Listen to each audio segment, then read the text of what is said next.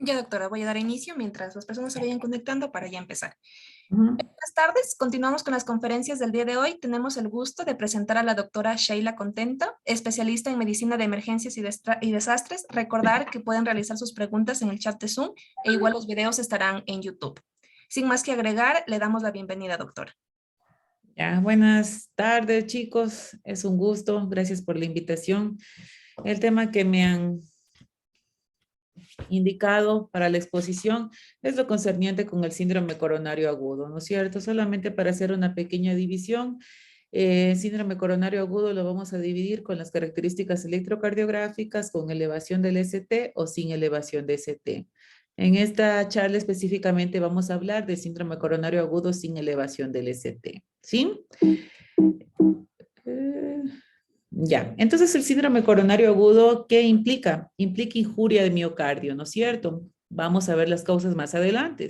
Más adelante, esto se va a venir acompañado de síntomas de isquemia. Creo que todos los que estamos relacionados con el ámbito médico, si no es por libros, en videos, hemos visto las características clínicas del dolor de una isquemia, ¿no es cierto? Caracterizado por un dolor súbito de instauración a nivel de región precordial, con extensión a las extremidades, acompañado de síntomas como diaforesis, náuseas, vómitos.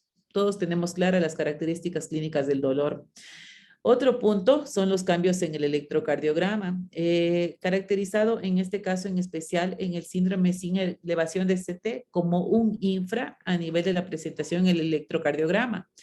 Y las alteraciones en estudios de imagen. Cada vez va avanzando mucho más la tecnología y el alcance que tenemos nosotros de ella en las diferentes ramas en las que nos desenvolvemos, y tenemos acceso a ecocardiografía o por imagen, como una angiotac de vasos coronarios, ¿sí?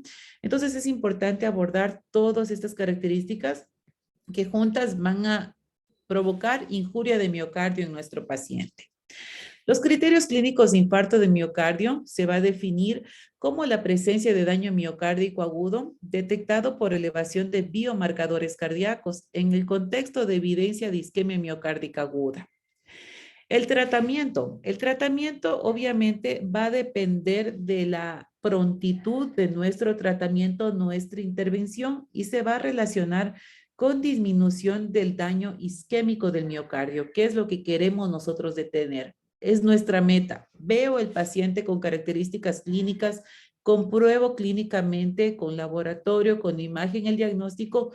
Mi objetivo es disminuir el daño isquémico del miocardio en mi paciente. Los biomarcadores son términos que les van a sonar mucho a ustedes, son los biomarcadores que vamos a encontrar en el daño y el infarto de miocardio. Las troponinas, en especial la I y la T, y ahora una troponina que está saliendo, lamentablemente no la tenemos todavía en nuestro hospital, que es la troponina de alta sensibilidad, pero es importante que se acostumbren ya a estos términos y a nuevos elementos que están en el alcance de la bibliografía, ¿no? Entonces, las troponinas se recomiendan con el objetivo de detectar esta injuria y este daño de miocardio. Otras troponinas que vamos a encontrar en la lectura de bibliografía son las otras, pero realmente son menos sensibles, menos específicas y cada vez están perdiendo obviamente más, y en efecto no se las tiene que realizar, que es la CKMB, y peor la CK sola, no hacer esas. El daño de miocárdico se detecta cuando los valores sanguíneos de estas troponinas superan el 99% del percentil normal en el rango de laboratorio. Una cosa muy importante a recordar es que estas troponinas no solamente se elevan en daño de miocardio secundario al problema de la coronariopatía. Debemos recordar toda esta lista que tenemos a mi mano derecha, que son elevaciones de troponinas que están en patologías que no están específicamente en daño miocárdico coronario. Pongamos ejemplos: embolia coronaria, disección de la coronaria, en bradiarritmias, en hipotensiones y shock, en insuficiencia respiratoria, en anemia grave.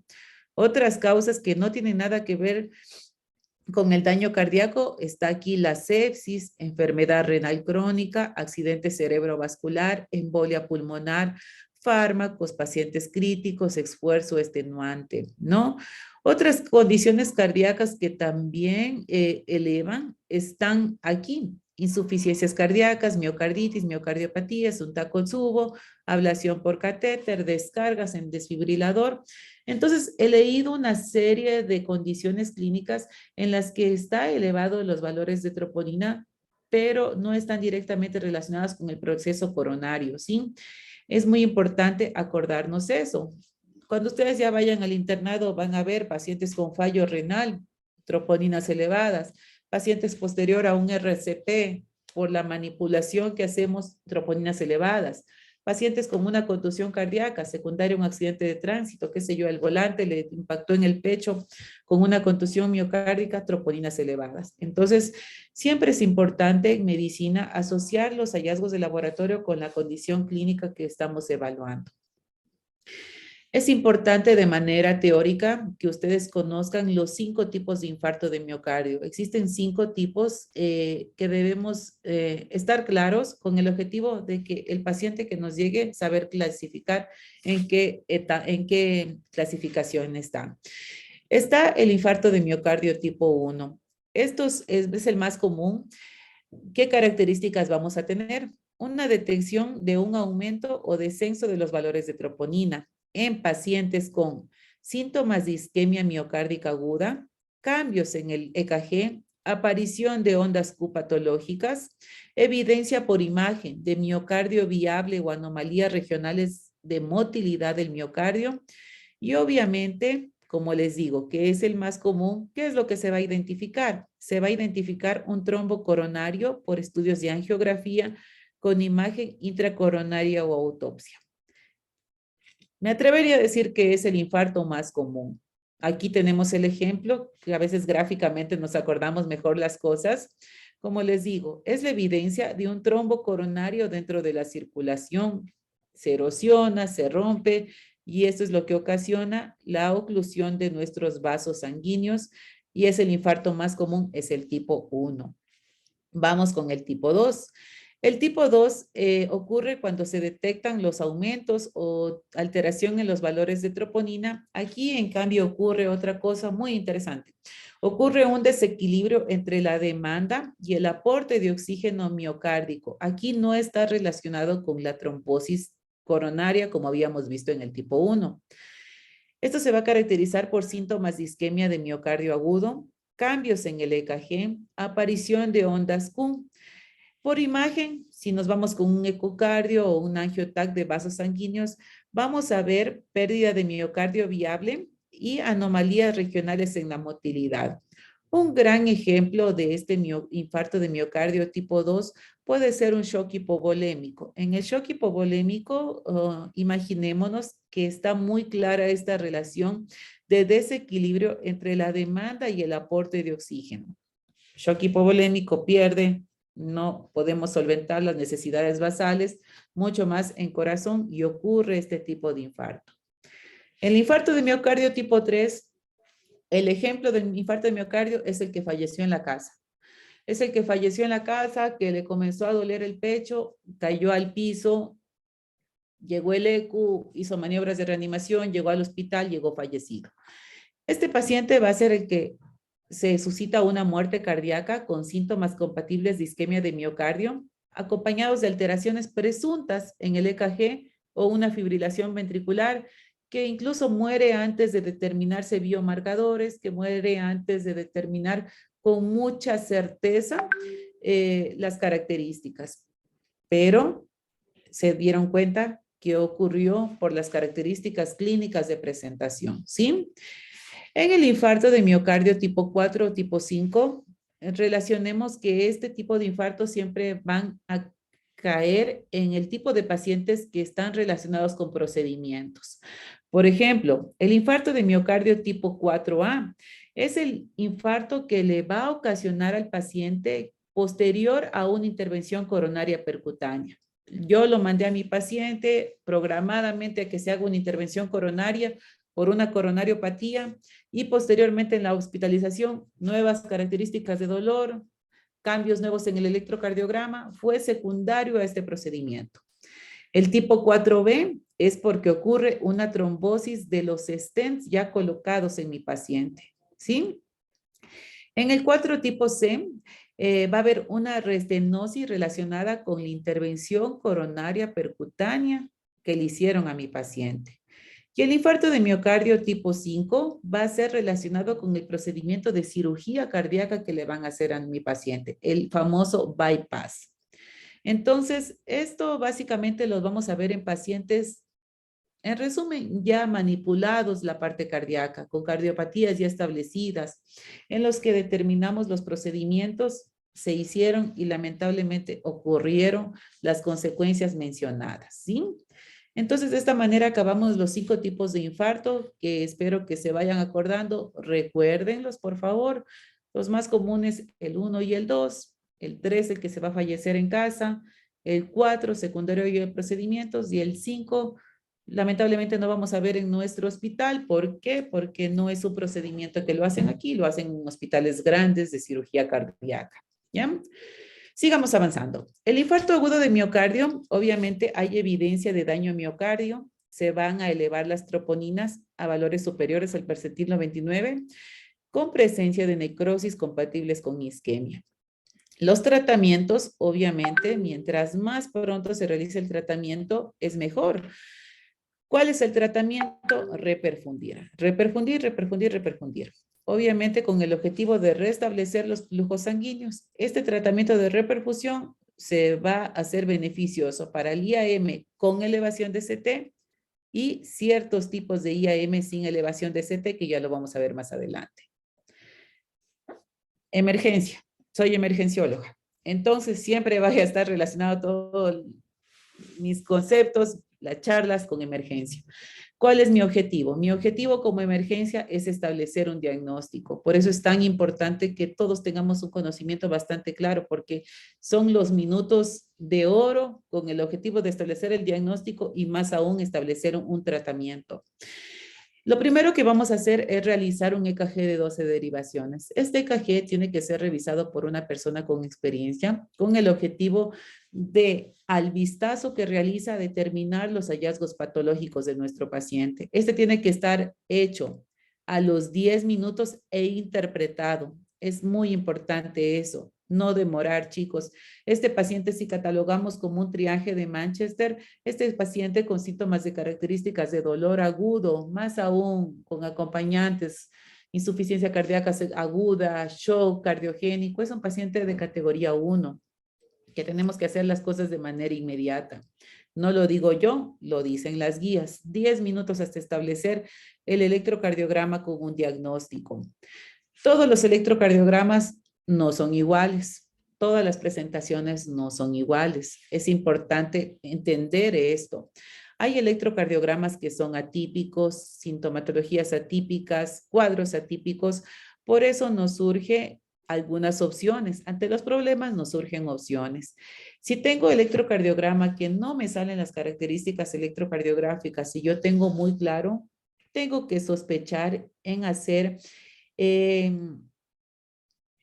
en pensar en un infarto de miocardio de cara posterior, en especial en la cara posterior con oclusión de la arteria circunfleja. Aquí es mandatorio hacer un electrocardiograma especial, que no es nada del otro mundo, es colocar derivaciones a nivel de la cara costal izquierda con el objetivo de hacer derivaciones B7 y B9 y diagnosticar este IAM de cara posterior, ¿sí? Eso muchas veces los internos no lo saben. A veces les digo, hazme un electrocardiograma con un B7, B9. No saben. Les invito a ver videos y todo con el objetivo de saber que podemos poner derivaciones posteriores y determinar un infarto de miocardio posterior, ¿sí? O a su vez también en derivaciones derechas, B3R, un B4R, con el objetivo de determinar características de un IAM de cara inferior. Entonces, esto les dejo de lección para que vayan a ver videos cómo se colocan derivaciones derechas e izquierdas con el objetivo de encontrar características de infarto de miocardio posterior e inferior, ¿sí? Y las muestras de sangre para determinar estos biomarcadores en la fase aguda. esto no debe retrasar ningún tipo de tratamiento. Estas son de las terapias, de las indicaciones iniciales que tenemos que hacer en emergencia en los primeros 10 minutos. Esto es lo que les comentaba. Existen electrocardiogramas atípicos. Un electrocardiograma atípico y que me va a poner a pensar un poquito más, a hacer unos cálculos, es electrocardiogramas que presenten características de bloqueo de rama, un electrocardiograma con ritmo ventricular con marcapasos, un infarto de miocardio posterior aislado, es el ejemplo que les ponía anterior con las derivaciones B7, B9, una isquemia causada por oclusión del tronco común o enfermedad multivaso, ¿ya? Entonces son electrocardiogramas atípicos que tienen que estar en nuestra cabecita, que no todo se presenta como 2 más 2 es 4. Pueden haber cosas atípicas que deben estar en nuestro panorama con el objetivo de hacer un diagnóstico correcto, ¿ya? Bueno, vamos al tratamiento. Créanme que es algo sencillo con el objetivo de abrir un panorama y que ustedes entiendan, ¿ya? El tratamiento. El tratamiento va dirigido ¿a qué? A tratar las causas de base. En este caso, la causa de base sería el problema de la coronariopatía. Pero entendamos que el paciente viene con otros síntomas acompañantes. Uno de los síntomas acompañantes y que más le aqueja, incluso por sentido de humanidad, aliviarle ¿cuál es? Es el dolor. Alivio del dolor es de extrema importancia, porque mantenerlo a un paciente mucho tiempo álgico, ¿qué se va a asociar? Se va a asociar con una activación simpática del paciente, que a la larga, ustedes saben que el sistema simpático lo tiene muy acelerado, nos va a traer efectos adversos, nos va a causar vasoconstricción y nos va a aumentar la carga de trabajo del corazón. Es por eso que es de extrema importancia aliviarle el dolor a nuestro paciente. Dentro de los analgésicos más usados está la morfina, que es un medicamento, no me digan, todos le van a tener miedo, van a decir, oh, morfina, no. Usándolo de manera adecuada, conociendo las dosis, conociendo los efectos adversos, conociendo la farmacodinámica de este medicamento, es un medicamento que lo podemos usar con mucha seguridad y es nuestro aliado en este momento. Otro de las estrategias que podemos hacer inmediatamente es colocar oxígeno para contrarrestar la hipoxia, dependiendo de las patologías extra que tenga nuestro paciente. Entonces, vamos avanzando. Otra de las presentaciones en las que me puede llegar a emergencia mi paciente es con un paro cardíaco, ¿no es cierto? Si recordamos el infarto de miocardio, ¿cuál es el que va a venir en paro cardíaco? Es el infarto de miocardio tipo 3. Entonces, muchas muertes ocurren precozmente tras la presentación del infarto, debido a características arrítmicas fatales, como una taquicardia ventricular o una fibrilación ventricular. En este paciente, si tengo características muy claras de que el paro cardíaco le dio por el problema de la coronariopatía, si quiero hacer algo por mi paciente, si quiero que viva mi paciente, si lo saco del RCP, tiene que irse a una intervención coronaria percutánea de inmediato, con el objetivo de reperfundir esos vasos, que yo sé que esos vasos tapados, ocluidos, le ocasionó el infarto de miocardio a mi paciente. Una cosa muy importante, considerar el tiempo de paro cardiorrespiratorio de mi paciente, porque todos tenemos muy claro este concepto, que mientras más tiempo avanza el paro, con un manejo extrahospitalario que todos conocemos que no va a ser el más óptimo, ¿qué va a repercutir? En mayores repercusiones neurológicas en mi paciente. Es importante considerar este tiempo del paro cardiorrespiratorio porque a más tiempo, mayores secuelas neurológicas, ¿ya? Incluso, o sea, si es mucho tiempo, debemos considerar, incluso replantearnos nuestro panorama y considerar qué beneficios vamos a tener en un paro de un tiempo muy prolongado, ¿ya?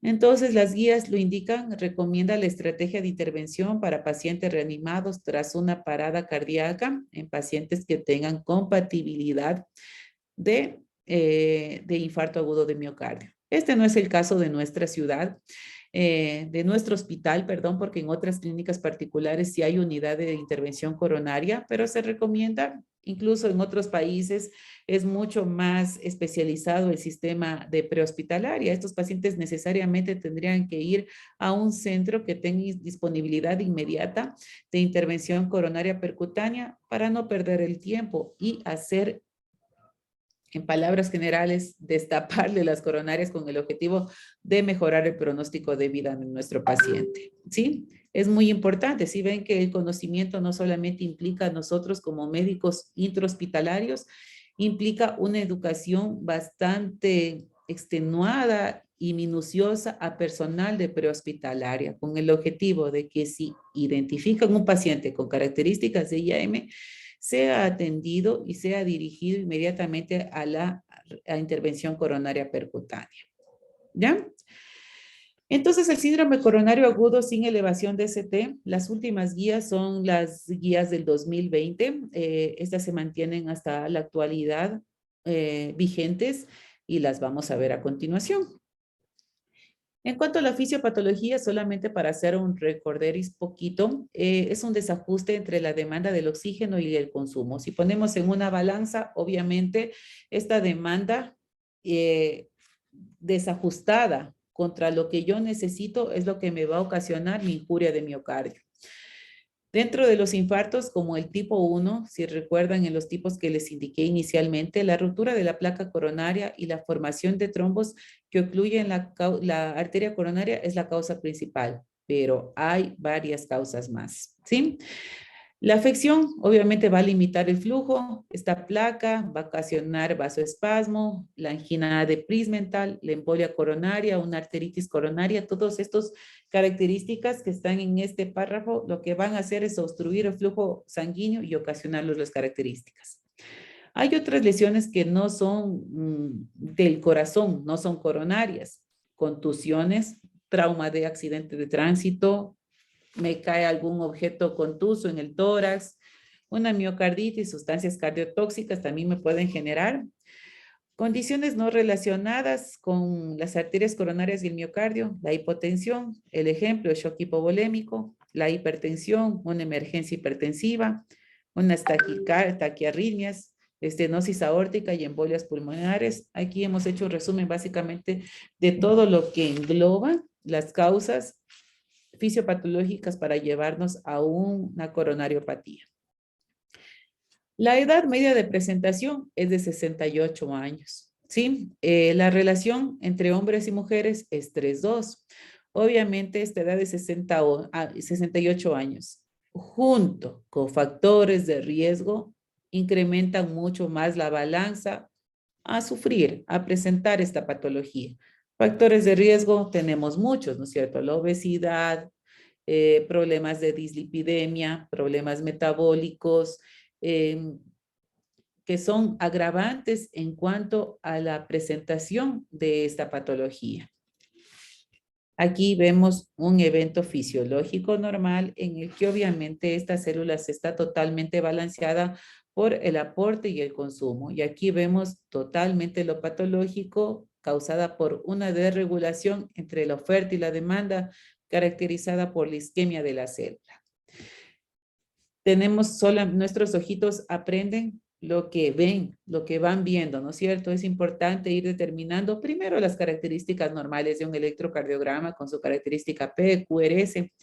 Y aquí, en este gráfico en especial, vemos un electrocardiograma patológico, ¿no es cierto? Con una depresión marcada del segmento ST, que hace relación al tema de esta charla, que es el síndrome, el infarto agudo de miocardio sin elevación de ST.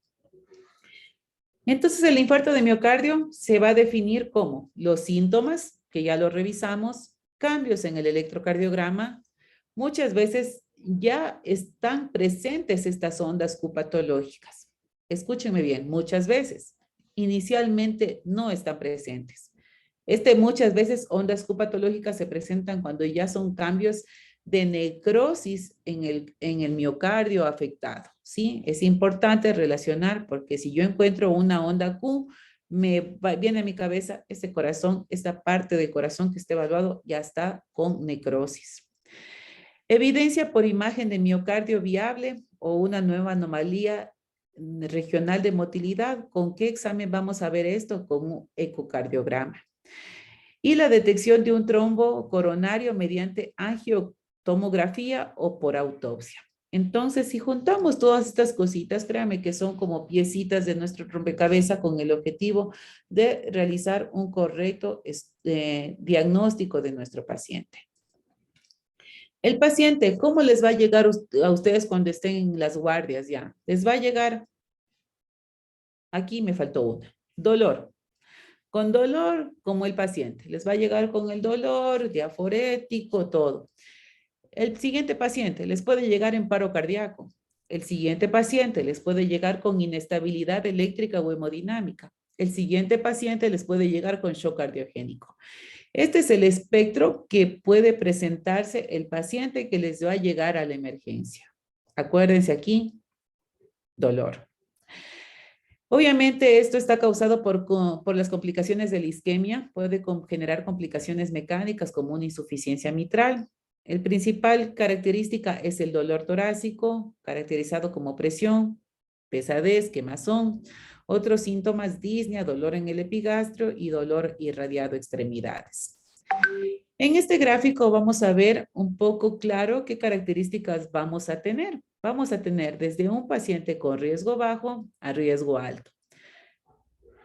¿Qué herramientas tengo a mi favor? Las herramientas que tengo a mi favor son el electrocardiograma, que va desde características normales, riesgo alto. Si ven aquí cambios electrocardiográficos que son súper evidentes. Aquí, depresión del ST y aquí un supra del ST. Las siguientes determinaciones, las troponinas, que como les comentaba, son sumamente necesarias hacerlas. Normal, riesgo bajo, perdón, negativas. Mientras más va subiendo el riesgo, se positivizan. ¿Cuáles son nuestras decisiones como médicos de emergencia y de triaje? Este tipo de paciente probablemente lo mandemos a la casa, ¿verdad? Un riesgo bajo, un electrocardiograma normal, una troponina negativa. Si le pongo diagnóstico a ese paciente, probablemente lo mande con un egreso, una neuritis, puede ser, ¿no es cierto? Este es el típico paciente que va a egresar con un diagnóstico de neuritis. Pero el mismo paciente va avanzando, no el mismo, otro paciente con sintomatología creciente, como este de aquí, puede llegar en shock. Podemos estableciendo las maniobras de reanimación cardiopulmonar. Está englobado en estos dos diagnósticos más graves. Obviamente este paciente va a acabar con estos dos diagnósticos y con las intervenciones urgentes para salvarle la vida. Estos pacientes es el paciente de riesgo y que nos compete dar todo nuestro esfuerzo terapéutico con el objetivo de salvar ese miocardio y tratar de que ese miocardio sea viable. ¿Ya? El electrocardiograma. El electrocardiograma, como les había comentado, tiene que estar en los primeros 10 minutos. Unas guías que estaba revisando que me parecieron muy interesantes, dice que los electrocardiogramas incluso pueden ser normales más del 30%. No pueden presentarse características electrocardiográficas, pero si yo tengo un paciente con características clínicas de dolor, con troponinas elevadas, con síntomas acompañantes, le hago un ecocardio, veo pérdida de viabilidad de un segmento, obviamente, ¿cuál es mi objetivo? Repítele el electro. ¿Por qué? Porque tiene grandes características clínicas, ¿sí? Y las guías más adelante, cuando leí esta, me decía, repítele el electro innumerables ocasiones. ¿Por qué? Porque puede ser normal en las primeras horas, ¿ya? Características que vamos a ver, depresión del segmento ST, elevación transitoria del segmento ST y cambios en la onda T. En las derivaciones adicionales que les comentaba, que revisen, por favor, eso sí es importante que vean, porque a veces llegan los internos y ya han llegado al hospital, les digo que hagan esas derivaciones, no tienen conocimiento, son las derivaciones B3R, B4R, B7 y B9, ¿ya? Entonces, básicamente, estos van a ser los cambios que se van a presentar de forma evolutiva en nuestro electrocardiograma. Esto como meta, 10 minutos, ya les he dicho, creo que no se van a olvidar, 10 minutos hacer el electrocardiograma e interpretado, ya.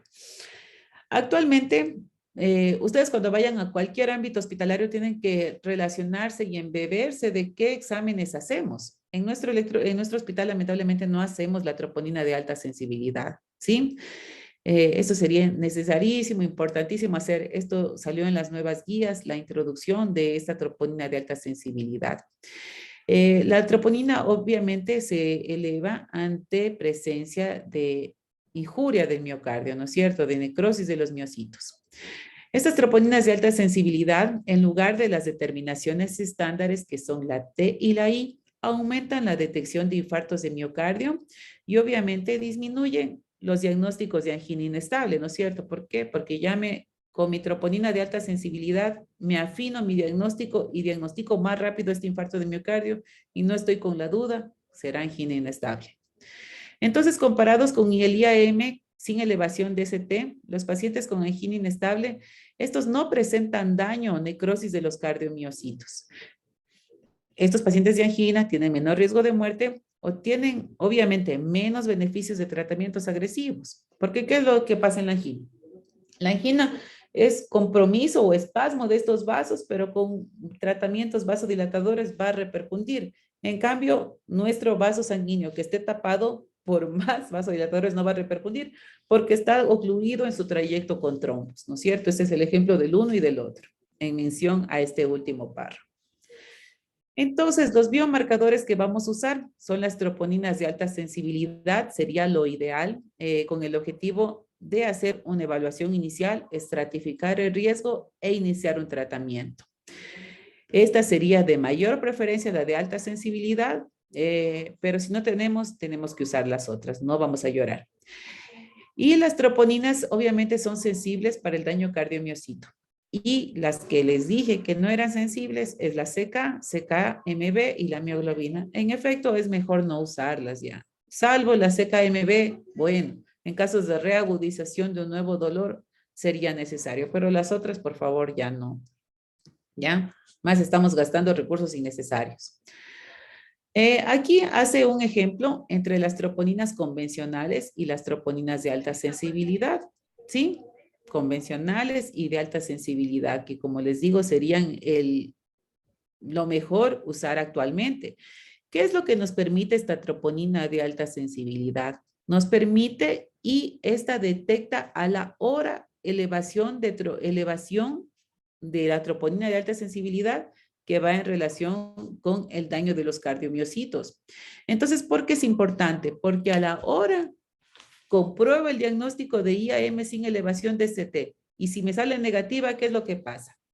Chao, no tiene usted, porque es muy sensible el valor predictivo con el objetivo de detectar positividad y agruparlo a este paciente en patología coronaria y es muy sensible con el objetivo de decir, no, en efecto, usted no tiene otra cosa.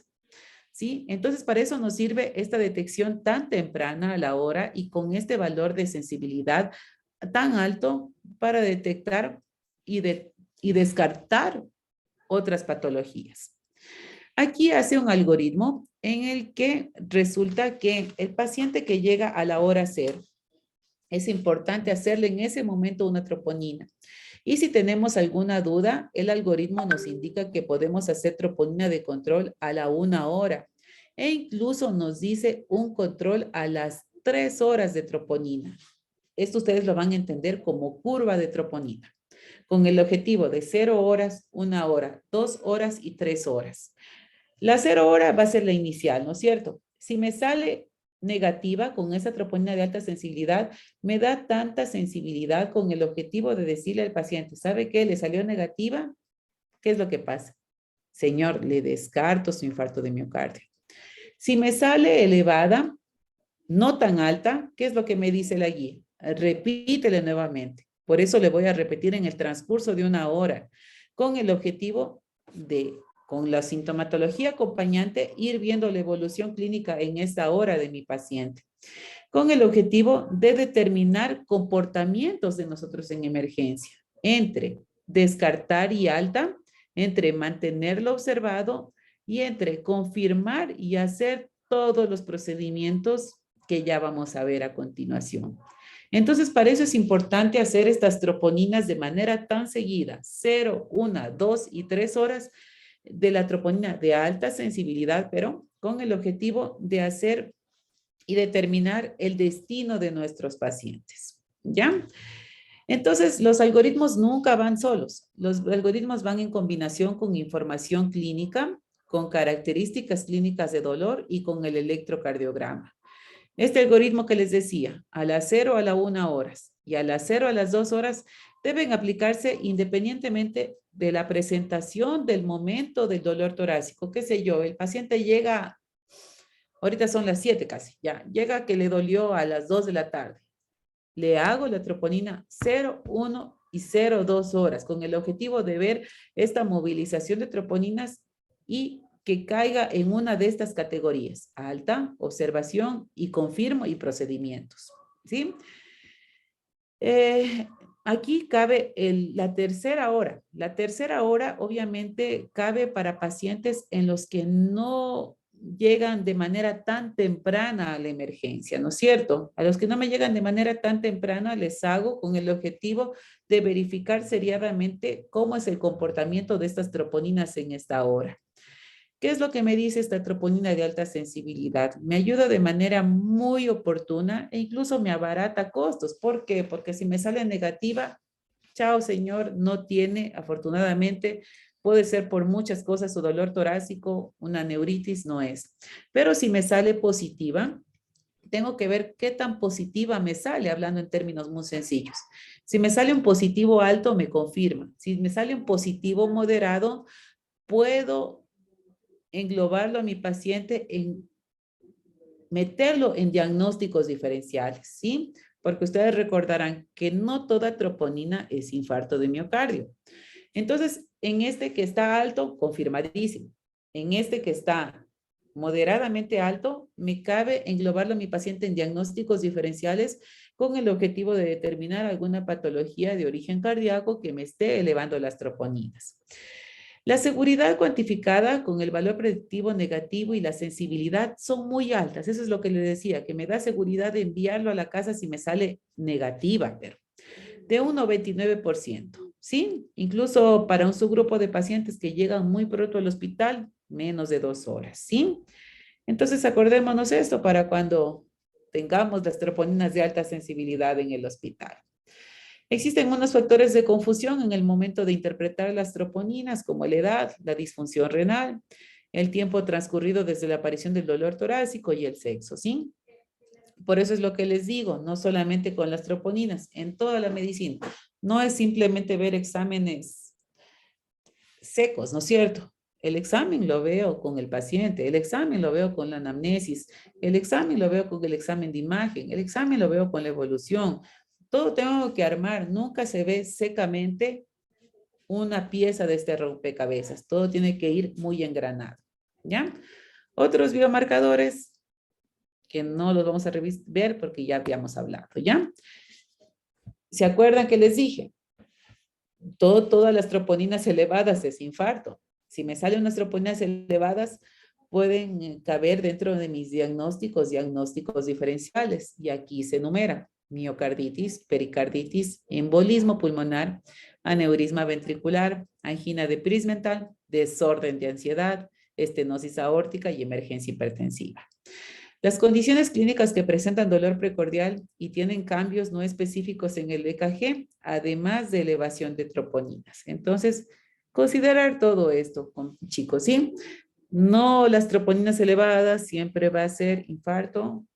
Considerar los diagnósticos diferenciales en nuestro rompecabezas clínico, ¿ya? ¿Cuál es la evaluación que vamos a hacer en emergencia? Esta es la población que está en la ciudad de Loja, ¿no? Pacientes con sospecha de infarto de miocardio, ¿cómo van a llegar? Con las características clínicas, ¿no es cierto? ¿Qué es lo importante al momento de hacer la emergencia? Signos vitales y un EKG de 12 derivaciones. Podemos tener pacientes estables sin elevación del segmento ST o puede llegar el otro grupo de pacientes chocados en RCP y con elevación del segmento ST. Aquí vemos este tubito de ensayo, tubitos de sangre, tubito de sangre, tubito de sangre. Tubito de sangre, ¿qué me acuerdo? Las troponinas. Las horas, aquí vemos 0 horas, 1 hora y aquí vemos las 3 horas. Si a las 0 horas me sale negativo, ¿no es cierto? ¿Qué es lo que hago paciente, como tenía, ¿se acuerdan? Un valor predictivo negativo, señor, lo puedo enviar con seguridad a la casa. Si estas troponinas me comienzan a salir elevadas, obviamente, alta a las 0 horas, si está alta, ya te quedaste, te hospitalizas. Cambios relevantes en 1 hora, cambios muy agudos, ese paciente tiene que ingresar a la unidad coronaria con monitorización, ¿no es cierto? Y plantearnos hacer la angiografía coronaria temprana. Por eso es importante este cambio, si ven de las 0 a la 1 hora lo que pasó. Pasaron muchas cosas. De esta a esta hora pasaron muchas cosas. Entonces, si ven que son cositas que podemos hacerlas muy tempranamente con esta troponina de alta sensibilidad versus las otras troponinas que incluso hacemos controles cada 4 horas. ¿Qué pasa en esas 4 horas? Ese miocardio se está dañando cada vez más. Versus aquí abaratamos costos porque el paciente, si no es, lo mandamos pronto, pero si es, hacemos todas las cosas más rápido con el objetivo de mejorar el pronóstico de mi paciente, ¿sí? 3 horas positivo son cambios relevantes. Obviamente todo lo rojo con elevación de las troponinas cayó en un paciente con riesgo muy alto. Riesgo muy alto, característico o tributario de intervenciones. Si no hay mayores cambios o cambios moderados, nuestro paciente cae en riesgo intermedio. Incluso aquí cae dentro de la categoría de buscar los diagnósticos diferenciales. Y si cae en un riesgo muy bajo, es un paciente con probabilidad muy baja. Este paciente incluso podemos llevarlo a la casa. Si ven que todas, hasta decisiones de angiografía coronaria hicimos en el transcurso, desde la hora 0 hasta la hora 4, cosa que no se logra con las otras troponinas. Por eso es muy importante el uso de estas troponinas con el objetivo de esto, el tiempo, ¿ya? ¿Qué otros métodos auxiliares podemos ayudarnos nosotros con el objetivo de determinar daño de miocardio?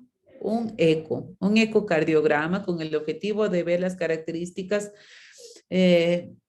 macroscópicas del corazón en cuanto a la motilidad del miocardio, ¿sí? A fracciones de eyección, cambios en las paredes del miocardio. Esto es muy importante como método auxiliar dentro de todo este armataje con el objetivo de detectar y tratar el infarto de miocardio, ¿ya?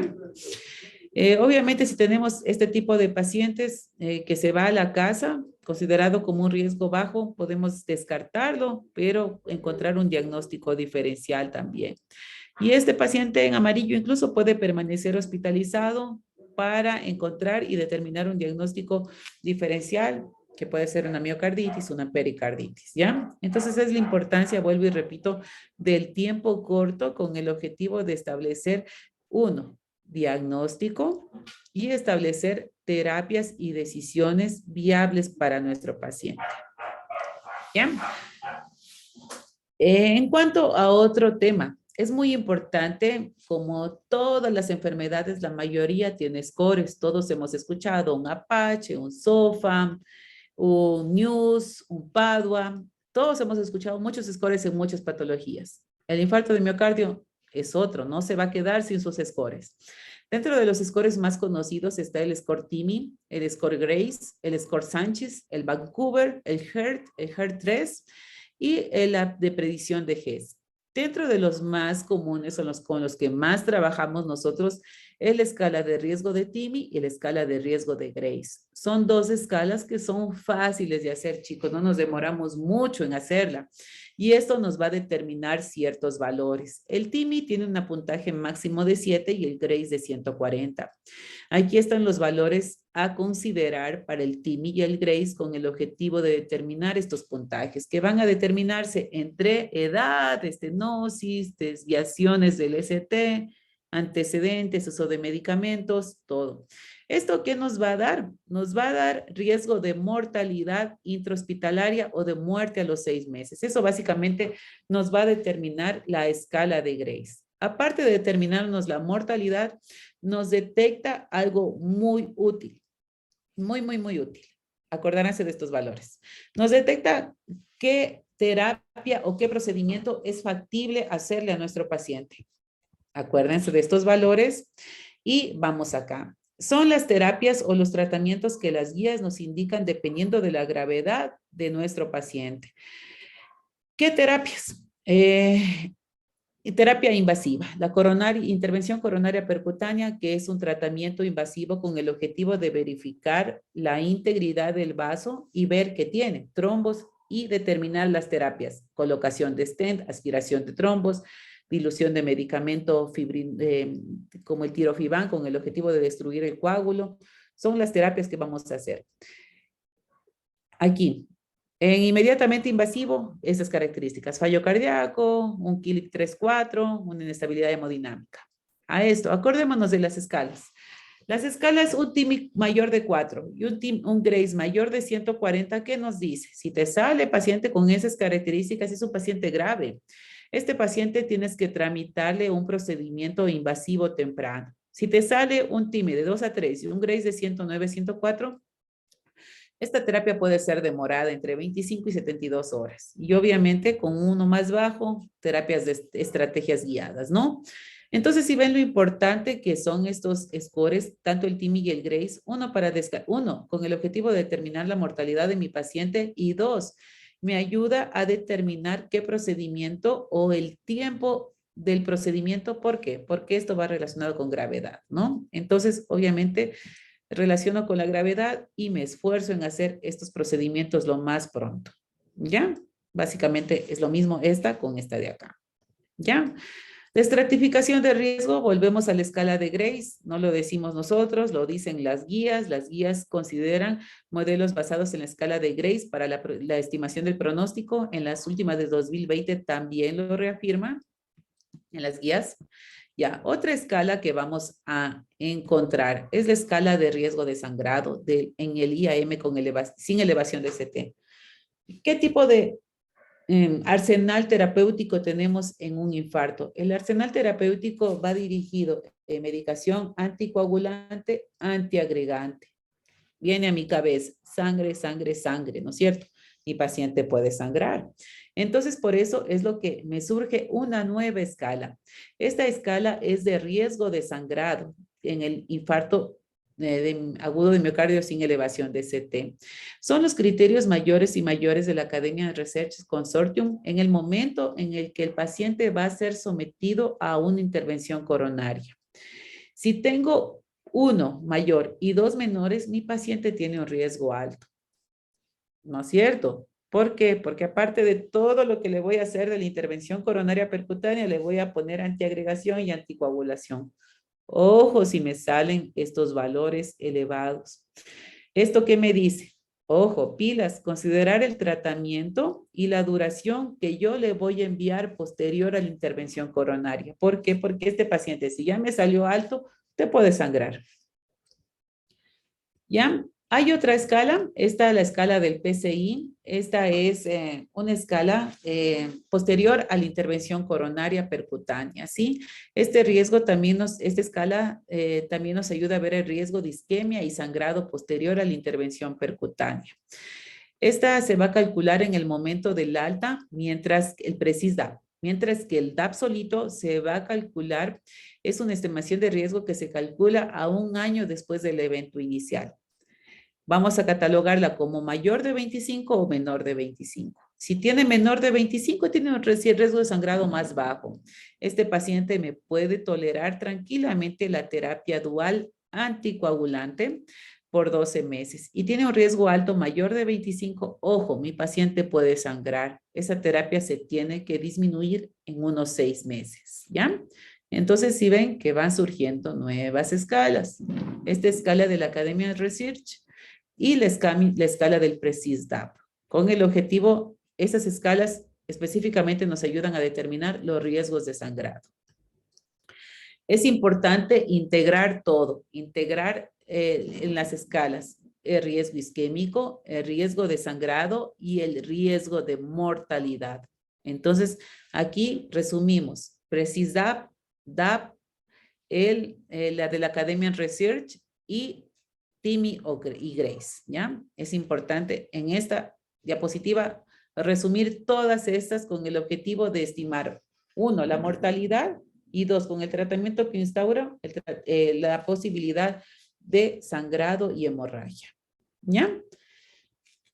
Para concluir, los tratamientos. Los tratamientos farmacológicos van a ir caracterizados dependiendo de la edad, del sexo, de la raza, de la historia de eventos isquémicos y hemorrágicos que tenga mi paciente, acordémonos de las escalas, de la presentación del infarto, si es con elevación del ST, sin elevación del ST, las comorbilidades que tiene mi paciente, la medicación concomitante y los procedimientos que le voy a hacer. El tratamiento antitrombótico, obviamente tengo que elegir los fármacos, la dosis y la duración, muy importante, dependiendo de mi paciente, por sí, el riesgo isquémico que tiene y el riesgo hemorrágico posterior a las pastillas o al tratamiento farmacológico que va a tener. Esto es muy bonito. ¿Por qué? Porque aquí está el paciente. El paciente sabemos que tiene riesgo isquémico, pero el paciente también puede tener el riesgo hemorrágico. Tenemos que poner en una balanza y determinar con las escalas qué es lo más conveniente para mi paciente. Entonces aquí surgen los medicamentos que les va a sonar conocidos a ustedes. En este gráfico está en la parte inferior la medicación antiagregante plaquetaria, ¿ya? Antiagregante, y en la parte superior los anticoagulantes. Como antiagregante plaquetario, ¿qué medicamento está indicado en el infarto de agudo de miocardio sin elevación ST? La aspirina. La aspirina está indicada con una dosis de carga de 300 y una dosis de mantenimiento de 100 miligramos al día. Aquí en nuestro país hacemos esa porque tenemos esa presentación, ¿no? Antiagregante plaquetario, con el objetivo de resolver todo este tramado fisiopatológico que tiene aquí mi paciente. ¿Qué otro tipo de tratamiento tenemos? Los inhibidores P2 y E12. Tenemos que acoplarnos a la realidad de nuestro medio nacional. Aquí el que tenemos vía oral es el clopidogrel. El clopidogrel, ¿qué es lo que hacemos? Hacemos una carga de 300 o 600 y seguido de una dosis de mantenimiento de 75 miligramos una vez al día. Ustedes me preguntarán, ¿y por qué a uno 300 y al otro 600? Le puedo dar la dosis de carga de 300 a un paciente que no tengo ni idea de cómo está la anatomía coronaria, ¿ya? Que probablemente sean todos, ¿no es cierto? Y le voy a dar dosis de 600 a un paciente que yo sé que me va a demorar en hacer la intervención coronaria percutánea, la PCI, que ustedes han visto en siglas. La intervención coronaria percutánea en nuestro hospital al menos no se hace. Entonces, probablemente en nuestro hospital, como no la hacemos, y como está indicado en las guías, dice que si no le vas a hacer tempranamente, dale la dosis de carga, 600 y luego la dosis diaria, ¿sí? De los otros medicamentos, todos tienen sus pros y sus contras. Obviamente el uno aumenta más sangrados cerebrales, el otro va más para funciones renales, pero acoplémonos a nuestro medio en el sentido de que tenemos el ASA y el clopi. Entonces, este grupo de fármacos va a caer en este grupo en el gráfico, ¿no es cierto? Con el objetivo, obviamente, de estabilizar este trombo que está inestable, inflamado por la rotura, por todo el proceso fisiopatológico de la erosión plaquetaria y de todo lo que ocurre acá, ¿no? Entonces aquí, si ven, aspirina y el clopidogrel, ¿ya? Estos medicamentos que caen aquí en lo que le estoy señalando son medicamentos que más se van a usar durante el procedimiento de la intervención coronaria percutánea, ¿ya? No son medicamentos que los vamos a usar en nuestro hospital. Y caen el segundo grupo de fármacos, que son los fármacos anticoagulantes. Los que están indicados en las guías están como de elección está la heparina no fraccionada. La heparina no fraccionada y seguido de la enoxaparina. ¿Cuál tenemos en nuestro hospital? Las dos. El objetivo de la anticoagulación es obvio, ¿no es cierto? Tratar de disminuir todo este evento o tramado fisiopatológico que está ocurriendo aquí. Entonces, ¿qué es lo que queremos con esta heparina no fraccionada? Es el objetivo de alargar los tiempos de coagulación, no en especial, sino que el TTP. Este TTP tenemos que lograr como objetivo llevarlo a 2.5 veces de lo normal con el objetivo de lograr el evento terapéutico que yo quiero que me haga, ¿no es cierto? Que es disminuir toda esta carga trombótica que tiene en esta parte. ¿Ya? Entonces aquí está, vuelvo a decirles, la aspirina 300 con la dosis de seguimiento va acompañado del inhibidor P2Y12, que en este caso nosotros vamos a usar el clopidogrel, que está aquí en dosis de 300 o 600, seguido con el mantenimiento de nuestro fármaco, ¿ya? ¿Qué más?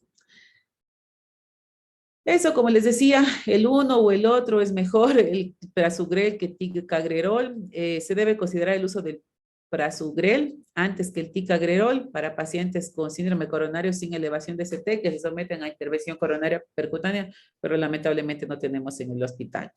No está recomendado el tratamiento de estos cuando se plantea una estrategia invasiva temprana. Temprana significaría menos de 24 horas en pacientes con anatomía coronaria desconocida. Pero como en nuestro hospital no va a ser temprana, sí le damos el tratamiento del inhibidor P2Y12.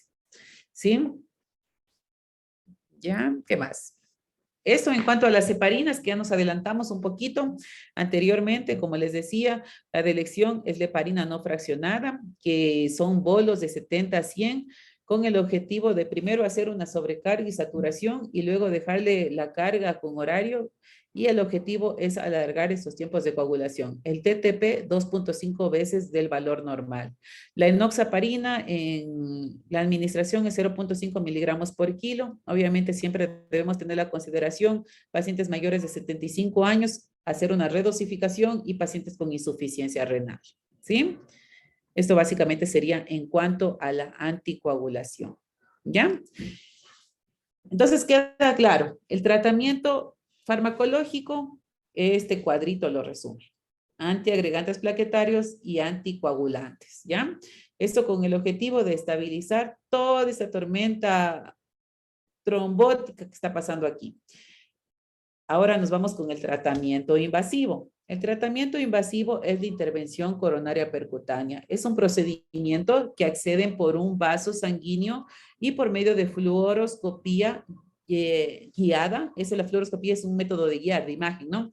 Llegamos con los medios de contraste y todo a la estructura del corazón, con el objetivo de hacer una visualización completa de los vasos sanguíneos y de esta manera detectar qué vaso sanguíneo está afectado. Obviamente nos sirve mucho el electrocardiograma porque dependiendo de la cara afectada nos vamos guiando, no es que nos vamos a ciegos, ¿no?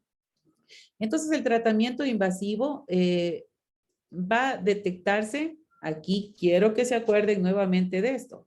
El tratamiento invasivo va a relacionarse en conjunto con las características clínicas, pero es muy importante acordarnos esto, acordarnos los valores de TIMI y de Grace altos que nos sugieren obviamente un compromiso tan alto y que nos dicen, sí, este paciente tienes que hacerle una intervención temprana, ¿ya? Entonces, la intervención temprana es un procedimiento que se tiene que hacer con el objetivo de desobstruir físicamente lo que está obstruyendo y ocasionando la agravación de nuestro paciente. El tratamiento invasivo está recomendado en el IAM sin elevación de CT, en cambios dinámicos, en un Grace mayor de 140 y en pacientes que tengan inestabilidad hemodinámica, shock cardiogénico, dolor torácico recurrente o refractario al tratamiento, arritmias potencialmente mortales, complicaciones mecánicas, depresión del segmento ST mayor a 1 milímetro en las 6 derivaciones que indique una enfermedad global. Esto lo vamos a hacer inmediatamente dentro de las 2 primeras horas. ¿Por qué? Porque si no lo hago, el paciente se va a morir, ¿no es cierto? Ojo, está con inestabilidad hemodinámica. Ojo, está con arritmias graves. Una invasión temprana la podemos hacer en un paciente con un diagnóstico confirmado, lo podemos hacer en el transcurso de las 24 horas, obviamente con las características clínicas también que me involucren y los puntajes que ya habíamos visto anteriormente acá. Con un TIMI más de 4, un Grace más de 140. Ya cambios persistentes en el electrocardiograma y elevaciones. ¿ya? Y probablemente un riesgo no muy alto o bajo, incluso puedo hacer un tratamiento electivo de este tipo de pacientes que se va a caracterizar por Grace, TIMI más bajos. Este paciente no va a estar con inestabilidad hemodinámica, es un paciente que me puede aguantar la intervención coronaria percutánea. Entonces, que quede muy claro quién se va a beneficiar de intervención coronaria inmediata. Ellos, temprana ellos, y demorada, como dice la guía, los otros que no se encuentren con esas características de gravedad. Eso básicamente lo mismo del cuadro, no creo que avancemos más. ¿Ya? Eso, chicos, en cuanto a la intervención coronaria o al procedimiento invasivo. Aquí algo para recordarles básicamente en cuanto a los medicamentos, entre la anticoagulación, la que íbamos a escoger, ¿se acuerdan que era la heparina no fraccionada o enoxaparina o bivalirudina? Ya, el de elección, la heparina no fraccionada. Incluso es un medicamento que lo podemos usar fácilmente, pero sí necesita más control, bomba de infusión. Es por eso que muchas veces se escoge la enoxaparina. Dependiendo del riesgo hemorrágico, obviamente, dependiendo si es un riesgo bajo, si es un riesgo alto, debemos considerar que la duración del tratamiento. La duración del tratamiento que como lo vemos aquí dual, se puede extender hasta los 12 meses. Y si tiene un riesgo muy alto, aquí solamente le vamos a dar el primer mes y posteriormente una monoterapia. ¿Por qué? Porque el riesgo ya nos lo pintó demasiado alto. ¿Ya? Entonces, algunos cambios que se suscitaron en la nueva guía, básicamente es lo que habíamos considerado, el uso de las troponinas de alta sensibilidad, que lo recomiendan como un cambio a seguir. La monitorización obviamente es importante. Aquí cabe en estos dos literales el ingreso a una unidad coronaria de este tipo de pacientes. No es un paciente que puede estar hospitalizado en una hospitalización general, es un paciente que tiene que estar monitorizado por cambios que pueden suscitarse en las primeras 24 horas. Dolores que no cedan, arritmias fatales o complicaciones cardíacas, ¿sí? Aquí nos hace hincapié en usar el Grace nuevamente, usemos también el TIMI. Aquí nos hace la consideración de usar la bilaridubina como alternativa, pero siempre de elección de heparina no fraccionada, ¿sí? Eso, chicos, eso básicamente ya se repite en cuanto a este que es muy completo, en cuanto a las terapias invasivas, que era la última diapositiva. Chicos, yo creo que estamos, no sé, alguna duda, ¿les sirvió de algo? Sí, doctora, existen algunas preguntas. Entre Ya, una de ellas está si existen contraindicaciones para la intervención percutánea. ya. Contraindicaciones para la intervención percutánea en el momento agudo, dependiendo de cada paciente, como te digo, muchas veces todos podemos, en el momento de evaluar un paciente, qué sé yo, te llega a un paciente con una anticoagulación, ¿no es cierto? Que está muy mantenida, qué sé yo, una fibrilación auricular, que es un paciente mal controlado que te llega con INRs de 5. Ese paciente te tiene que poner en riesgo, obviamente. ¿Por qué? Porque tú sabes que le tienes que hacer la intervención coronaria, pero tiene un riesgo alto de sangrado. Por eso es importante considerar todas las escalas, Grace, TIMI y las escalas de riesgo de sangrado con el objetivo de ver la gravedad. ¿Se acuerdan que un criterio mayor y dos menores obviamente te engloba en un riesgo del paciente? Por eso, chicas, yo siempre les digo, es muy importante aplicar las escalas con el objetivo de determinar la gravedad y las posibles intervenciones que podamos hacer. Ya, también otra, dice si un paciente, o sea, si existe algún problema al realizar la intervención, si un paciente tomaba previamente anticoagulantes por alguna otra patología. Casi cabe en la misma pregunta anterior, ¿no es cierto? En el hecho de considerar básicamente todas estas escalas de riesgo de sangrado. Las escalas de riesgo de sangrado obviamente nos mete en la cabeza a nosotros de una de las principales complicaciones. Como les digo, tenemos aquí el trombo que le está afectando, que yo sé que lo que le puede matar a mi paciente por el fallo cardíaco, pero tengo acá todo el tratamiento, que el tratamiento a la larga me va a diluir. es importante considerar todo este riesgo que implica en nuestro paciente, no solamente para el momento actual de la emergencia, sino que el momento en el que estamos considerando ya una hospitalización y mucho más una alta. Si se ven en la diapositiva de acá, esta es muy bonita. ¿Por qué? Porque aquí lo cataloga como un riesgo hemorrágico bajo, alto o bajo, alto o